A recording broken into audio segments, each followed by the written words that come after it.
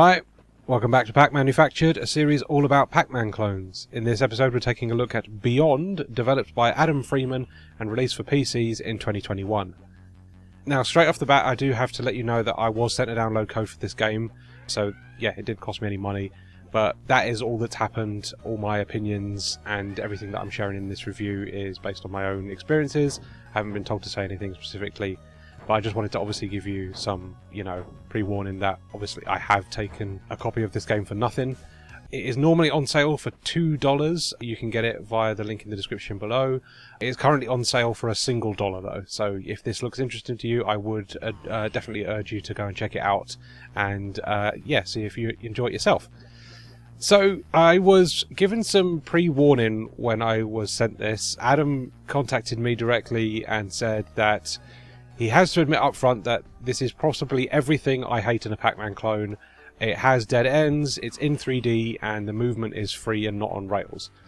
So, warning signs straight off the bat there, and yes, he is right, those things do bother me in a traditional Pac-Man clone. But this isn't a traditional Pac-Man clone. This is built with Dark Places, which is a source port that I used to play Quake of all things.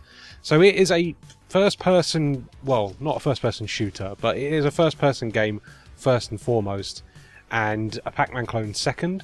And I guess that's the real distinction I'd like to make with this, is that its mechanics are very much a first-person game first, and yeah, a Pac-Man clone second.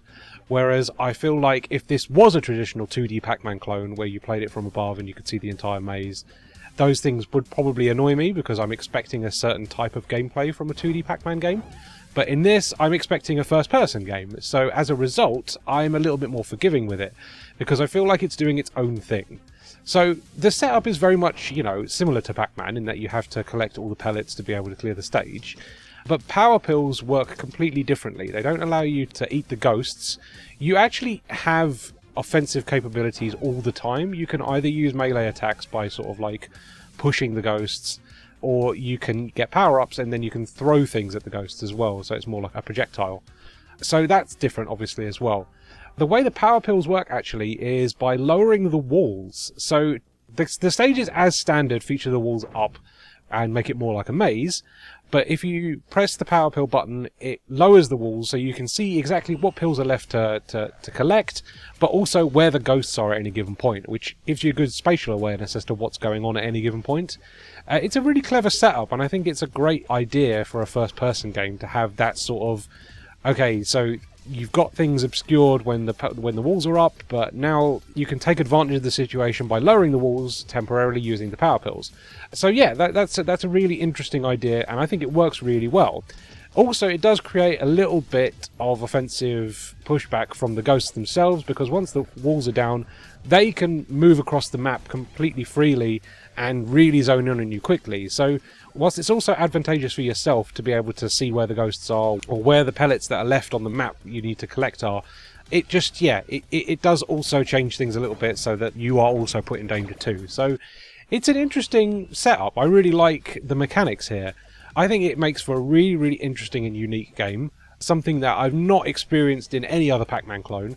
And to call this a Pac-Man clone, I think is doing it a bit of a disservice, to be honest with you. It is very heavily influenced by Pac-Man, don't get me wrong, but I think the core mechanics and the setup here are so original that it really kind of stands as its own thing, just with, some obvious influence from Pac-Man. But it's a really cool game, I've got to say. The one complaint I'd have with the overall experience is the way you attack.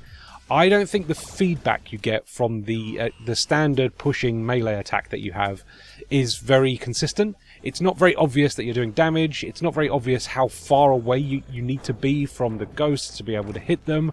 I think it needs better feedback in that regard. I think you need to have more obvious, okay, the ghost is within range now to do you damage, but you can also do it damage. I think there needs to be a little bit more of a flashier hit animation so that it's more clear as to whether or not you are hitting the ghost, because at the moment it's very, I don't know, that it doesn't feel like it has a lot of impact when you use the standard melee attack. It's a little bit more clearer with the projectiles, but the actual standard melee attack I feel is a little weak and a little bit undercooked. I don't know, it just doesn't really feel like it has great feedback. I would like a little bit more obvious oh yeah, you're doing damage, but also you are in range of being, damaged yourself by the ghost. I don't know what you can do to really make that obvious. There just needs to be more, visual feedback that makes that a little bit more clear as to where the area of effect is, where you're doing damage or they're doing damage to you. At the moment, it's a little unclear just with that standard melee attack. But with the projectiles, it's a lot clearer and it's very obvious, when you're doing damage or when you're getting damaged yourself from enemy projectiles. But yeah, that's my main complaint, to be honest with you. But I don't think it's a deal breaker. I think it's still a good time. It's a very difficult game, don't get me wrong. The difficulty amps up pretty heavily once it starts to introduce more aggressive enemies that can use projectiles. But I just think the setup of it is so cool. I think it's such a really unique and interesting game that, riffs on first-person shooters and has great character control as a result of being developed with Dark Places, which obviously, is a source port used for Quake.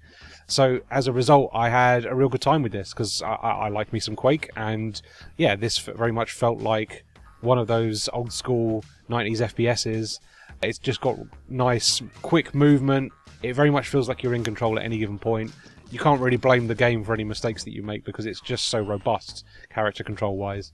But yeah, really cool little time this, I've got to say. I would definitely recommend Beyond. I think it is a really interesting game that's doing something different, but using, obviously, Pac-Man as a heavy influence to make something a little bit more unique, and just offers people who are looking for a sort of 3D maze-based experience something a little bit more robust. It definitely feels like an enjoyable experience with great controls and a really unique setup that really makes it stand out.